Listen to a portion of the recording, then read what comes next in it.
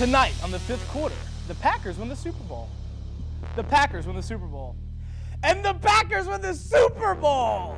Inside the 10, leaps.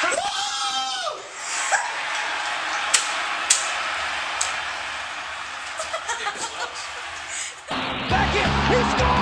He could go all the way! Yankees win! We're talking about practice. Out of here! Hello and welcome to the fifth quarter. I'm Blaine Wiles. Thanks for tuning in. On Sunday, there was a little-known game called the Super Bowl, in which my team, the Green Bay Packers, beat the Pittsburgh Steelers with a final score of 31-25. The Packers got off to an early 14-0 lead in the first quarter, but Pittsburgh responded with a 33-yard field goal, cutting the lead to 14-3. The Packers weren't done yet. They added a touchdown from Aaron Rodgers to Greg James. with just 2:24 left to go in the second quarter. With 39 seconds left in the first half, Ben Roethlisberger floated a ball to the back of the end zone to Hines Ward, keeping the Steelers alive. The Packers went into halftime with an 11-point lead, as well as history on their side. No team has ever come back from a double-digit deficit in the Super Bowl. However, that didn't seem to deter the Steelers, as they held the Packers to a 3-and-out in the opening drive. So, with possession of the ball at the 50, the Steelers let Rashard Mendenhall do his thing. On just 2 carries, Mendenhall had 25 yards and touchdown, bringing the Steelers to within 3. Both teams went back and forth throughout the third quarter and into the fourth. With the Packers up 28-17, Ben Roethlisberger needed to lead the Steelers to the end zone. With just over 7 minutes left to go, Roethlisberger connected with Mike Wallace for a 25-yard touchdown. In order to make it a 3-point game, the Steelers had to go for a 2-point conversion. And what looked like a play right out of a college coach's playbook, Ben Roethlisberger pitched it to Antoine Randall L., who walked into the end zone. Now the pressure was on Aaron Rodgers and the Packers. A touchdown would all but seal up the game, and a field goal would allow for Pittsburgh to go into possession with a chance to win the game. The Steelers' D held strong, forcing Mason Crosby to kick a 23-yard field goal, putting the Packers up 31-25. Now it was time for the Packers' D to hold strong. The Steelers took the field with 2 minutes and 7 seconds left to go. Pittsburgh made it to their own 33-yard line before stalling out. On 4th and 5, Roethlisberger tried to squeeze it to Mike Wallace, but to no avail. The Packers won with a final score of 31-25. Being the humble sports fan that I am, I made sure not to celebrate or cause a scene. This ball is incomplete, but it was a 4th down pass, and Green Bay will take over. Mike Wallace, the intended snap at Super Bowl 45. Packers from the Greenfield neighborhood of Pittsburgh. This year, we found out that having a Super Bowl ticket doesn't necessarily guarantee you a seat for the big game. On Sunday, 400 ticket holders were told hours before the game that their seats would not be ready. In order to accommodate these fans, the NFL put them in a field-level suite. The only catch was that you couldn't see the game and needed to watch the Jumbotron, which is pretty big anyway, so not a huge deal. But what started off as a pretty crappy Super Bowl experience then turns into a once-in-a-lifetime opportunity. At the end of the game, fans were taken onto the field for post-game celebration. They were also given Super Bowl merchandise and now have one of two options. They can take $2,000 and tickets to next year's Super Bowl, or get all expense paid trip to any future bowl they want in the future. Now, approximately 1,000 fans are filing lawsuits against Cowboys and Jerry Jones for fraud, breach of contract, and deceptive sales practices. The lawsuit looks to get $5 million in damages, and that could triple with Texas's trade law. We're going to take a quick break. We'll be right back. Don't go anywhere.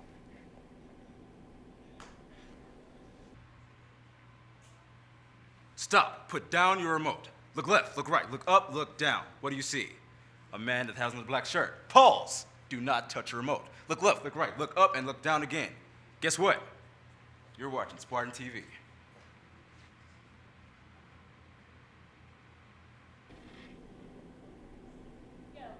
Welcome back to the fifth quarter. UNCG Sports is coming off a wild Monday. We're going to start off with some ladies b-ball. At 7 o'clock, the Lady Spartans played the Citadel. The game took a little extra importance as Coach Lynn Agee was looking to get her 600th career win. We're going to pick the game up in its final 12 seconds, and the score tied at 53. Middle Florida is going to have the last possession for UNCG. They may have left us too much time. Florida drives to the basket. She goes up. Her shot. Good for 2. 3 on the clock. Oh, there's Rickbo. Let's see. Brings it home for 2. Deshaun Richburg. Crazy. How about that for an ending? That has ignited the crowd. Deshaun Richburg and Mo Floyd. That win marked AG's 600th win. The Lady Spartans hope to get AG's 601st win on Thursday when they play Elon at 2 o'clock. Men's basketball also had a huge day on Monday. They also faced the Citadel at the Coliseum. Sophomore Brian Cole had a career-high 24 points in UNCG's 86-74 win over the Citadel. Their next game will be on Saturday at 4 o'clock at the College of Charleston. Their next home game will be against Miami on Tuesday, February 14th at 7 p.m. The men's baseball team is just over a week away from starting their season. Here is a look inside their practice. Quick recap of last week. I talked about the pitchers and how we have a lot of new faces and how we're looking to build off them and use them. But I also want to remind you that we have a lot of new position players this year that will hopefully be able to help us carry through the season and be able to hit a couple balls out and score a couple runs. But last week's scrimmages went good. We played a lot of good defense. We hit the ball well, which was good to see. And our pitchers threw a lot of strikes, so that was good.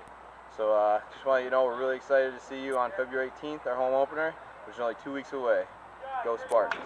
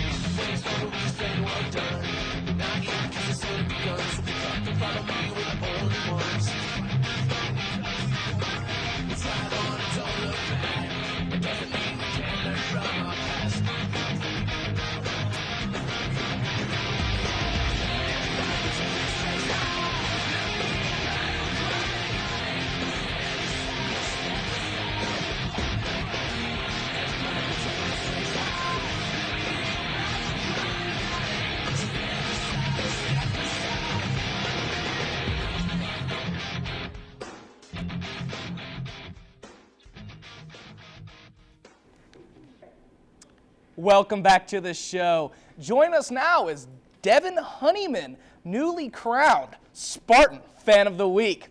Devin, we're going to talk about some of the accolades that you've recently acquired. What exactly does it mean to be Spartan Fan of the Week? I don't know. I guess it's just being really hype, overly proud. Now, what exactly do you have to do? What games do you attend? Are you there early tailgating? What exactly do you have to do? I pretty much get there days before the games. Right. The game that I was actually photographed at, I camped out about 3-4 days before, brought a tent and all, just stay prepared. Speaking of the photograph, that's a great looking photograph. There's a lot of face paint on your face at that particular photograph.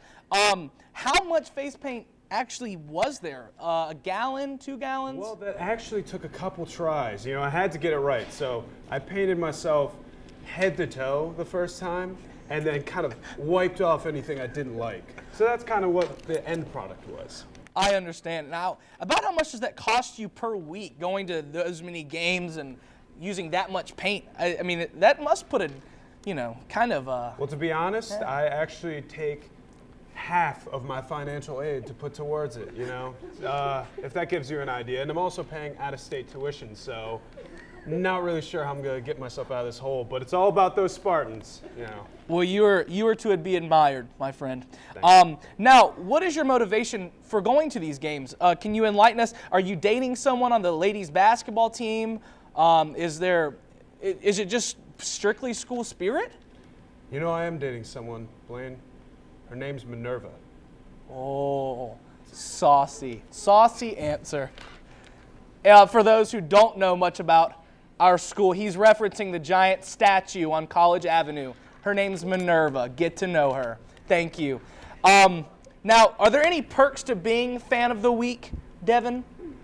They gave me a gift bag of useless junk. That's always nice. But besides that, just Fame on the UNCG website. Much for joining us, Devin. That wraps up our show for this evening.